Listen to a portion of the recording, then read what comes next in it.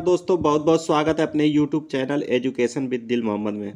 साथियों, आप लोग अवगत हैं कि मिशन प्रेरणा के अंतर्गत 3 मॉड्यूल ध्यान आकर्षण, आधारशिला और शिक्षण संग्रह हस्तपुस्तिकाएं विकसित की गई हैं, जिनका अध्ययन आप सभी को करना बहुत ही महत्वपूर्ण है, क्योंकि उत्तर प्रदेश सरकार का लक्ष्य जो है सन 2022 तक प्रेरक प्रदेश बनाने का है। तो साथियों, आज हम लोग ध्यान आकर्षण मॉड्यूल से कुछ प्रश्नोत्तरी अध्ययन करेंगे। इससे पहले साथियों मैं बताना चाहूँगा कि मैं अपने चैनल पे ध्यान आकर्षण मॉड्यूल से 50 प्रश्नोत्तरी जो है पिछले वीडियो में अपलोड कर चुका हूँ, तो आप हमारे प्ले लिस्ट में जा करके आप उस वीडियो को देख सकते हैं। तो साथियों आइए शुरू करें। वीडियो शुरू करने से पहले आपसे छोटा सा निवेदन है कि यदि आप हमारे चैनल पर नए हैं तो हमारे चैनल को सब्सक्राइब कर दें और बेल आइकन को प्रेस कर दें, ताकि नेक्स्ट आने वाले वीडियो का नोटिफिकेशन आपको सबसे पहले मिले। तो आइए शुरू करते हैं। साथियों 50 क्वेश्चन मैं पिछले वीडियो में अपलोड कर चुका हूं, तो साथियों आप हमारे प्लेलिस्ट में जाकर उसे देख सकते हैं। और क्वेश्चन नंबर 51 है, आकलन के दौरान तेज़ी से सीखने वाले छात्रों के लिए कौन सी प्रक्रिया अपनानी चाहिए? तो ये है संवर्धन क्रियाएँ। उसके बाद नेक्स्ट है, प्रारंभिक आकलन प्रपत्र में शामिल विषय किस कक्षा स्तर में दक्षताओं को समाहित करेंगे? तो इसमें जो है राइट आंसर है सी, वर्तमान कक्षा में पीछे से सभी कक्षाओं से। उसके बाद नेक्स्ट है साथियों, यदि आरंभिक परीक्षण में कक्षा 5 के बच्चे कक्षा 1 व 2 के स्तर का ज्ञान रखते हैं तो उन्हें क्या करना चाहिए? कक्षा 5 में ही रखेंगे। उसके बाद नेक्स्ट है साथियों, नेक्स्ट है आकलन के पश्चात बच्चों का समूह कैसे बनाते हैं? तो प्राथमिक एवं उच्च प्राथमिक में 3 समूह ए, बी एवं सी बनाते हैं। उसके बाद नेक्स्ट क्वेश्चन है साथियों, किस प्रकार के समूह का निर्माण उचित समूह निर्माण होगा? तो इसका होगा प्रत्येक समूह में सभी स्तर के छात्र हों। उसके बाद नेक्स्ट क्वेश्चन है साथियों, समूह 2 में किस कक्षा के अधिगम स्तर वाले बच्चे इस समूह के बच्चों के साथ चिन्हांकित लर्निंग आउटकम पर कार्य करेंगे? तो इसका 5, 4 और 5। उसके बाद नेक्स्ट है साथियों, शिक्षण कार्य की पूर्व तैयारी में क्या होना आवश्यक है? तो इसका राइट आंसर है अधिगम स्तर सूची, समूह निर्माण, समूह निर्धारण, लर्निंग आउटकम सूची तथा समय सारणी। उसके बाद है, ध्यान आकर्षण शिविर की अवधि कितने दिनों की होती है? तो 50 दिनों की होती है। उसके बाद साथियों, ध्यान आकर्षण शिविर में प्रतिदिन एक विषय पर कितना कार्य करता है? तो 1 घंटा। उसके बाद साथियों, ध्यान आकर्षण शिविर का आयोजन किया जाएगा, तो इसका कहाँ किया जाएगा? विद्यालय स्तर पर किया जाएगा। उसके बाद है नेक्स्ट, ध्यान आकर्षण शिविर में प्रतिदिन किस किस विषयों पर कार्य किया जाएगा? तो हिंदी, अंग्रेजी, गणित, विज्ञान पे। उसके बाद नेक्स्ट है, ध्यान आकर्षण शिविर के शिक्षण कार्य में सम्मिलित हैं, तो इसमें है चुने हुए लर्निंग आउटकम। उसके बाद नेक्स्ट है, ध्यान आकर्षण शिविर के दौरान नहीं किया जाता है, तो छात्रों में भिन्नता। उसके बाद साथियों नेक्स्ट है, 50 कार्य दिवसों के ध्यान आकर्षण शिविर के दौरान शिक्षकों द्वारा जिन बिंदुओं का ध्यान रखकर शिक्षण कार्य किया जाना चाहिए निम्नलिखित में से है? तो इसमें जो है उपरोक्त सभी है, शिक्षण योजना का निर्माण करना, बच्चों के अधिगम स्तर का आकलन करना, सूची बना ले किस लर्निंग आउट पर कार्य करना। उसके बाद नेक्स्ट है, कक्षा 5 के बच्चों का आरंभिक परीक्षण करने पर जो बच्चे कक्षा 1, 2 में लर्निंग आउटकम स्तर पाए जाते हैं उनका शिक्षण कैसे किया जाएगा? तो इसमें राइट आंसर है पहले ध्यान आकर्षण शिविर में।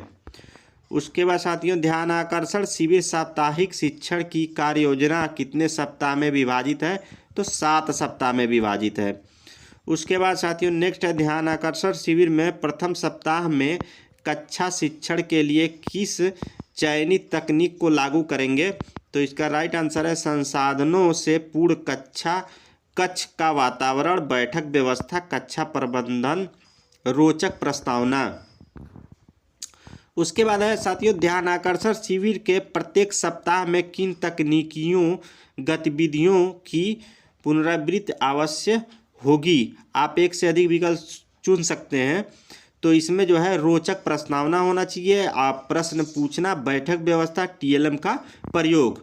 उसके बाद नेक्स्ट है साथियों, ध्यान आकर्षण शिविर में चतुर्थ सप्ताह में कक्षा शिक्षण के लिए किस चयनित तकनीक को लागू करेंगे? तो इसमें राइट हो जाएगा शैक्षिक गतिविधियां, नवाचार, प्रश्न पूछना, सीखने के लिए बातचीत। उसके बाद नेक्स्ट है साथियों, ध्यान आकर्षण शिविर में शैक्षिक भ्रमण के लिए कौन सा सप्ताह निर्धारित किया गया है? तो 5वां और 7वां सप्ताह निर्धारित किया गया है। उसके बाद नेक्स्ट है, ध्यान आकर्षण शिविर में 7वें सप्ताह में कौन सी शिक्षण तकनीक शामिल नहीं है? तो इसमें है सीखने के लिए बातचीत जो है शिक्षण तकनीकी शामिल नहीं है। उसके बाद नेक्स्ट है, ध्यान आकर्षण शिविर में 6वें सप्ताह में निम्न में से कौन सी शिक्षण तकनीक सम्मिलित की गई है? आप एक से अधिक विकल्प चुन सकते हैं। तो सीखने के लिए बातचीत और जोड़ी के कार्य। उसके बाद नेक्स्ट है साथियों, ध्यान आकर्षण शिविर में 7वें सप्ताह में कक्षा शिक्षण के लिए किस चयनित तकनीक को लागू करेंगे? तो इसका राइट हो जाएगा परिवेश व संसाधनों का उपयोग, अभ्यास के अवसर देना, अर्जित ज्ञान की पुनरावृत्ति और शैक्षिक भ्रमण। उसके बाद साथियों नेक्स्ट है, शैक्षिक भ्रमण तकनीक शिक्षण की एक प्रभावी तकनीक है। इसमें क्या होता है? बच्चे आनंद पूर्वक तथा संकोच एवं तनाव मुक्त होकर सीखते हैं। उसके बाद नेक्स्ट है, शिक्षण कार्य के पूर्व तैयारी का क्या क्रम है? तो इसका क्रम है अधिगम स्तर संबंधी सूची, समूह निर्धारण, लर्निंग आउटकम की सूची, समय सारणी, उसके बाद होता है दिशवार विभाजन। नेक्स्ट है, कक्षा प्रबंधन एक बैठक व्यवस्था इनमें से क्या है? तो classroom management and seating plan, तो इसमें जो है नियोजन है। ठीक है। उसके बाद साथियों नेक्स्ट है, बैठक व्यवस्था का सबसे महत्वपूर्ण लाभ क्या है? तो इसमें सबसे महत्वपूर्ण लाभ है सभी छात्रों को प्रतिभागिता के अवसर मिलना। उसके बाद साथियों नेक्स्ट है, कम सुनने, कमज़ोर नज़र वाले, बोलने में कठिनाई का अनुभव करने वाले शर्मीले बच्चों को सीखने में मदद किस शिक्षण तकनीक के अंतर्गत होगी? तो ये होगी कक्षा प्रबंधन और बैठक व्यवस्था तकनीक से होगी। उसके बाद नेक्स्ट है क्वेश्चन, दिए गए कथन में बेमेल बताइए कि कक्षा प्रबंधन तथा बैठक व्यवस्था में अहम पहलू होते हैं। तो इसका बेमेल है कम सुनने वाले, कमज़ोर नज़र वाले, बोलने में असुविधा हो, उन्हें अंतिम पंक्ति में बैठाए, ये बेमेल है। ठीक है, और सारे ऑप्शन जो है मेल हैं। उसके बाद नेक्स्ट है साथियों, किसी शैक्षिक समस्या के दृष्टिगत अध्यापक ने राम को पीछे करके श्याम को प्रथम पंक्ति में स्थान दे दिया। शिक्षक यहाँ क्या करना चाहते हैं? तो इसका राइट आंसर हो जाएगा बैठक व्यवस्था में परिवर्तन, जिससे श्याम को सीखने में मदद मिलेगी। उसके बाद नेक्स्ट है, कक्षा प्रबंधन व बैठक व्यवस्था शिक्षण तकनीक में शामिल नहीं है। आप एक से अधिक विकल्प चुन सकते हैं। तो इसमें जो है शिक्षण तकनीक में शामिल नहीं है विशिष्ट आवश्यकता वाले बच्चों को पीछे बैठाना, उसके बाद विभिन्न दक्षता के बच्चों को जोड़ में बैठाना। उसके बाद नेक्स्ट है, अधिगम स्तर की संप्राप्ति में बैठक व्यवस्था का महत्वपूर्ण स्थान है, यह किस प्रकार होनी चाहिए? तो ये होनी चाहिए अर्ध चंद्राकार छोटे समूह में। उसके बाद साथियों, एक आदर्श कक्षा में शिक्षक एवं बच्चों की क्रियाशीलता 40 मिनट के वादन में क्रम किस प्रकार होनी चाहिए? तो इसमें जो है कक्षा में शिक्षक की क्रियाशीलता 5 से 10% बच्चों की क्रियाशीलता 75 से 80% के साथ। उसके बाद नेक्स्ट है, एक आदर्श कक्षा में शिक्षक एवं बच्चों की क्रियाशीलता 40 मिनट के वादन में बच्चों की क्रियाशीलता कक्षा में होगी तो कितनी होगी? 30 मिनट। उसके बाद साथियों नेक्स्ट है, दिए गए चित्र में संख्या 1 व 2 के स्थान पर क्रमशः क्या आएगा? तो इसमें आएगा प्रस्तावना, ध्यान आकर्षण दिया हुआ है साथियों, तो 1 के क्रम में आएगा प्रस्तावना।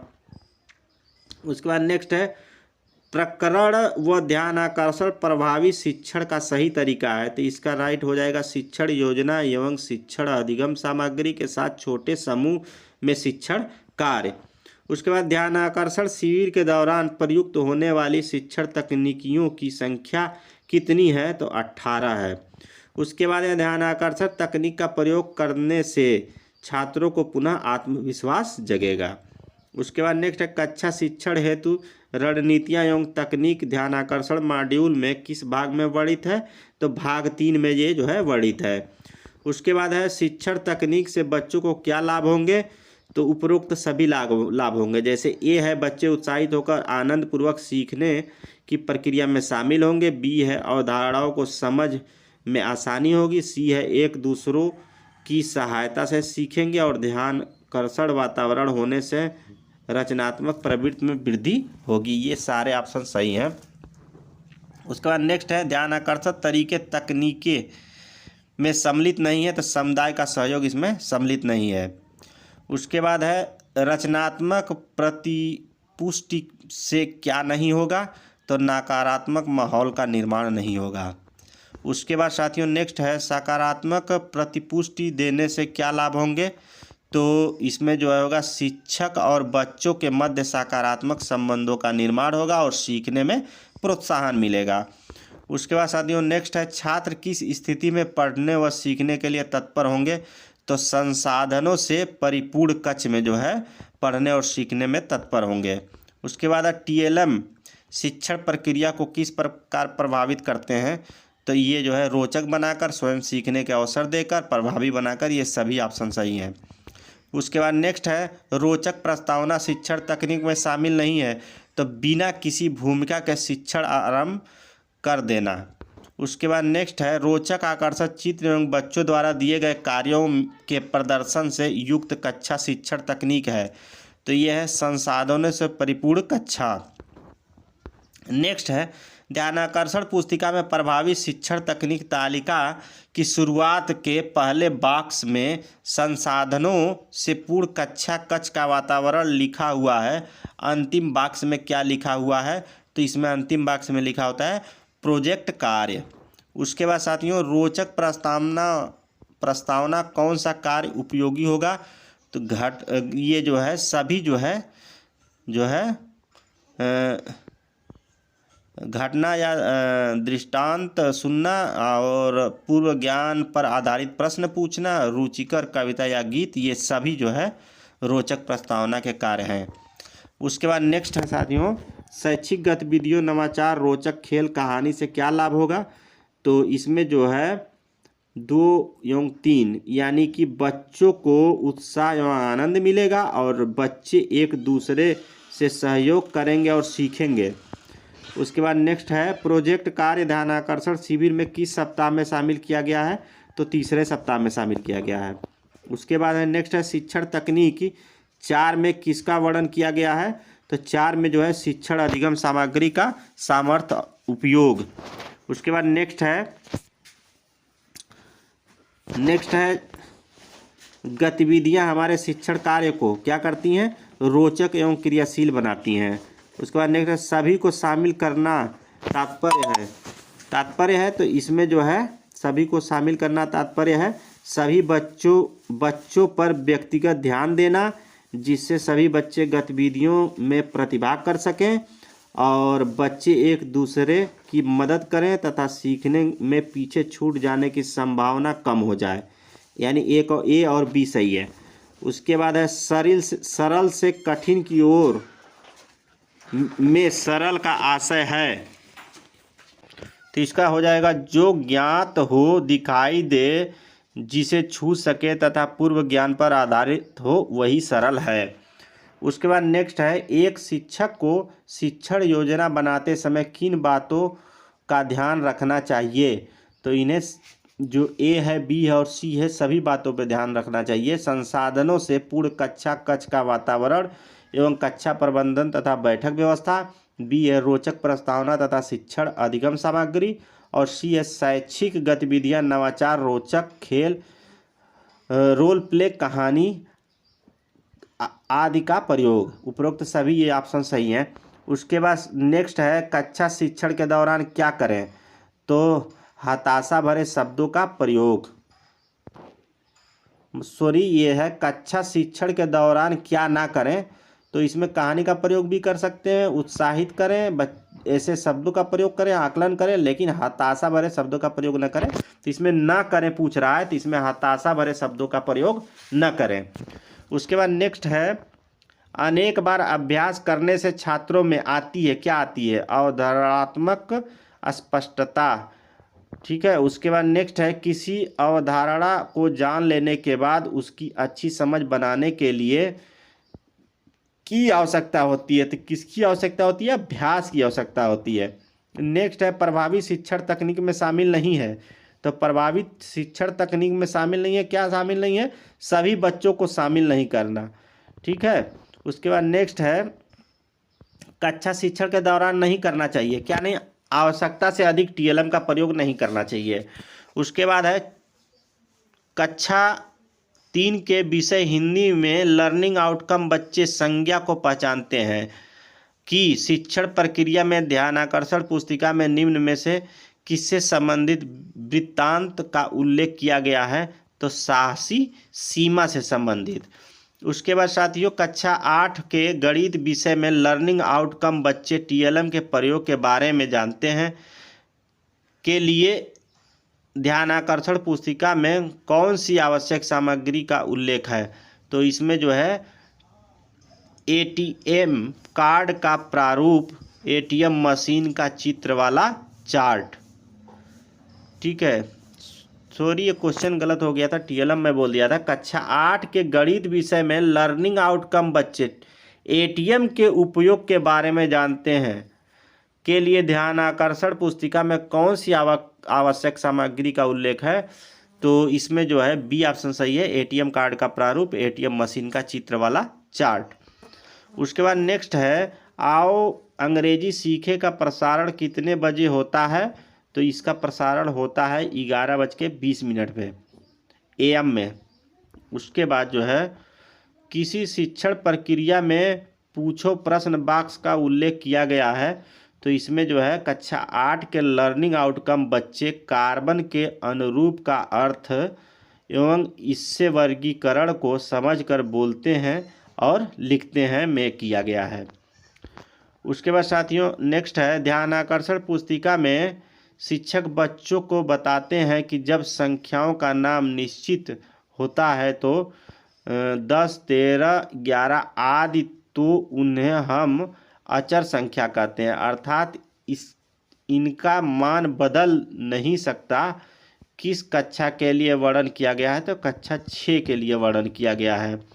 उसके बाद नेक्स्ट है साथियों, ध्यानाकर्षण मॉड्यूल में कॉन्सेप्ट मैपिंग तकनीक की शिक्षण तकनीक के अंतर्गत वर्णित की गई है। तो इसमें है शैक्षिक गतिविधियों, नवाचारों, रोचक खेलों, कहानी, रोल प्ले आदि का प्रयोग। उसके बाद नेक्स्ट है, बच्चों के लिए वर्कशीट के उपयोग का उद्देश्य है। तो उपरोक्त सभी बच्चों का कार्यपत्र पर कार्य करने में आनंद आएगा, बच्चों को अभ्यास कराने में आसानी होगी, बच्चों के स्पष्ट समझ विकसित करना, ये उपरोक्त सभी है। उसके बाद नेक्स्ट है, कॉन्सेप्ट मैपिंग क्या है? तो किसी प्रकरण को बिंदुवार चार्ट द्वारा प्रदर्शन करना कॉन्सेप्ट मैपिंग है।